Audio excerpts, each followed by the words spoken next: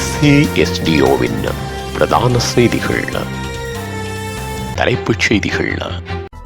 யாழ் வைத்தியசாலையில் மற்றொரு துயர சம்பவம். இளம் தாய் மரணம். நினைவேந்தல்களை அரசியலாக்கும் சிங்கள தேசம். வலுக்கும் கண்டனம்.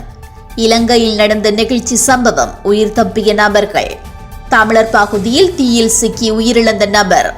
புயல் காரணமாக மூடப்பட்ட சென்னை விமான நிலையம். கனடா விசா நடைமுறைகளில் ஏற்பட உள்ள மாற்றம். தொடர்வன விரிவான செய்திகள். யாழ்ப்பாணம் போதனா வைத்தியசாலையில் 5 மாத குழந்தையொன்றின் தாயொருவர் உயிரிழந்துள்ளார். வவுனியாவை சேர்ந்த இந்த தாய் குருநகர் பகுதியில் உள்ள தனது சகோதரனின் வீட்டில் தங்கியிருந்த நிலையில் சளி அதிகரிப்பு காரணமாக யாழ் போதனா வைத்தியசாலையில் அனுமதிக்கப்பட்டிருந்த நிலையில் உயிரிழந்துள்ளார். இவரது மரணம் தொடர்பில் யாழ் மாவட்ட திடீர் மரண விசாரணை அதிகாரி ஜெயபாலசிங்கம் விசாரணைகளை கொண்டதோடு உடற்கூற்று பரிசோதனைக்கும் அறிவுறுத்தியுள்ளார். உடற்கூற்று பரிசோதனையில் இதய வால்வுகளில் ஏற்பட்ட பாதிப்பு காரணமாக இதயம் செயலிழந்தமையினாலேயே குறித்த தாய் உயிரிழந்ததாக அறிக்கையில் குறிப்பிடப்பட்டுள்ளது. அண்மையில் தமிழ் மக்கள் இறந்தவர்களை நினைவுகூர்ந்ததை சிலர் அரசியலாக்குவதற்கு எதிர்பார்த்துள்ளதாக இலங்கை ஆசிரியர் சங்கத்தின் பொதுச் செயலாளர் ஜோசப் ஸ்டாலின் தெரிவித்துள்ளார். அரசியலில் தோற்றுப்போன விமல் வீரவன்ச மற்றும் நாமல் ராஜபக்ஷ ஆகியோரே இதனை பெரிய பிரச்சினையாக்குவதற்கு முனைவதாக அவர் சுட்டிக்காட்டியுள்ளார். அவர் மேலும் கூறுகையில், நினைவேந்தல் நிகழ்வுகள் இலங்கையில் முதல் தடவையாக நடப்பது போன்ற ஒரு தோற்றப்பாட்டை தோற்றுப்போன அரசியல்வாதிகள் உருவாக்குகின்றனர். ஆனால் மக்கள் இந்த நினைவேந்தல்களை ஒவ்வொரு வருடமும் செய்து வருகின்றனர். கடந்த காலங்களில் அரசியல்வாதிகள் இந்த நினைவேந்தல்களை நிறுத்துவதற்கு பல கைது நடவடிக்கைகளை மேற்கொண்ட போதும் மக்கள் இதனை ஒவ்வொரு ஆண்டும் நடாத்துகின்றனர். எனவே இது ஒரு புதிய விடயமல்ல. மக்களுக்கு அவர்களின் உயிரிழந்த உறவினர்களை நினைவுகூர முழு உரிமையும் உள்ளது.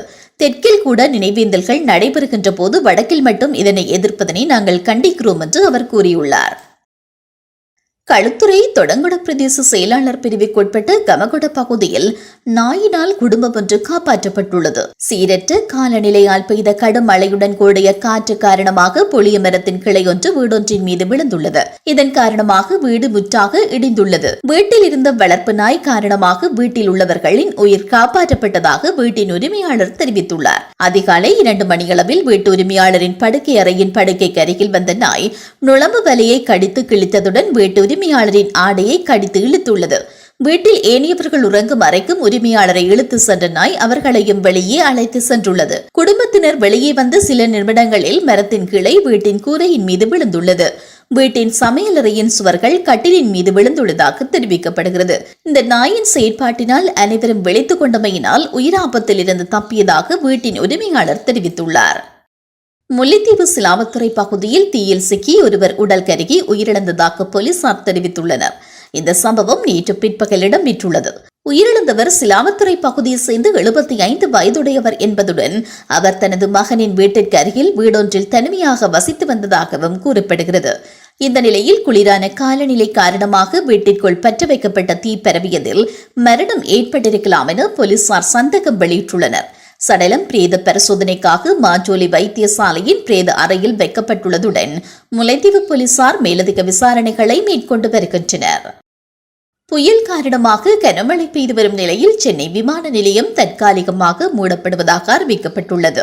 மாலை 5 மணி வரை சென்னை விமான நிலையம் தற்காலிகமாக மூடப்படுவதாக குறிப்பிடப்பட்டுள்ளது. தென்மேற்கு வங்கக்கடலில் உருவான பெஞ்சல் புயல் 12 கிலோமீட்டர் வேகத்தில் நகர்ந்து வருவதாக சென்னை வானிலை ஆய்வு மையம் தெரிவித்துள்ளது. புயல் சென்னைக்கு அருகில் 140 கிலோமீட்டர் தூரத்தில் மையம் கொண்டுள்ளது. நாகையில் இருந்து வடகிழக்கே 210 கிலோமீட்டர், புதுச்சேரியில் இருந்து தென்கிழக்கு திசையில் 150 கிலோமீட்டர் தொலைவில் மையம் கொண்டுள்ளது. காரைக்கால் மாமல்லபுரம் இடையே புயல் கரையை கடக்கும் போது மணிக்கு 90 கிலோமீட்டர் வேகத்தில் காற்று வீசக்கூடும் என எச்சரிக்கை விடுக்கப்பட்டுள்ளது. புயல் இன்று மாலை கரையை கடக்கும் என்று வானிலை ஆய்வு மையம் தெரிவித்துள்ளது. இந்த நிலையில் சென்னை மற்றும் புறநகர் பகுதிகளில் சூறை காற்றுடன் கனமழை பெய்து வருகின்றமை குறிப்பிடத்தக்கது. உலகச் செய்திகள். கனடாவின் குடிவரவு மற்றும் அகதிகள் கோரிக்கை நடைமுறைகளில் மேலும் மாற்றங்கள் அந்நாட்டின் குடிவரவு அகதிகள் விவகார அமைச்சர் மார்க் மில்லரால் முன்மொழியப்பட்டுள்ளது. இந்த முன்மொழிவுகள் எதிர்வரும் வாரங்களில் சமர்ப்பிக்கப்பட உள்ளதாக மார்க் மில்லர் தெரிவித்துள்ளார். அண்மையில் கனடிய மத்திய அரசாங்கம் நிரந்தர வதிவிட உரிமையாளர்கள் தொடர்பில் பல்வேறு கடுமையான நடைமுறைகளை அறிமுகம் செய்தது. குறிப்பாக தற்காலிக பணியாளர்களுக்கு வழங்கப்படும் உரிமைகள் தொடர்பிலும் கடுமையாக்கப்பட்ட சட்டங்கள் அறிமுகம் செய்யப்பட்டன.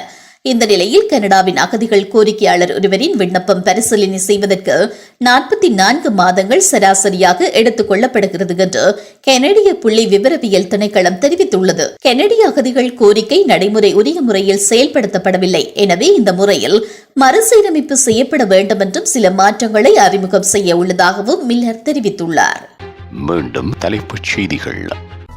யாழ் வைத்தியசாலையில் மற்றொரு துயர சம்பவம். இளம் தாய் மரணம். நினைவேந்தல்களை அரசியலாக்கும் சிங்கள தேசம் வலுக்கும் கண்டனம். இலங்கையில் நடந்த நெகிழ்ச்சி சம்பவம். உயிர் தப்பிய நபர்கள். தமிழர் பகுதியில் தீயில் சிக்கி உயிரிழந்த நபர். புயல் காரணமாக மூடப்பட்ட சென்னை விமான நிலையம். கனடா விசா நடைமுறைகளில் ஏற்பட உள்ள மாற்றம்.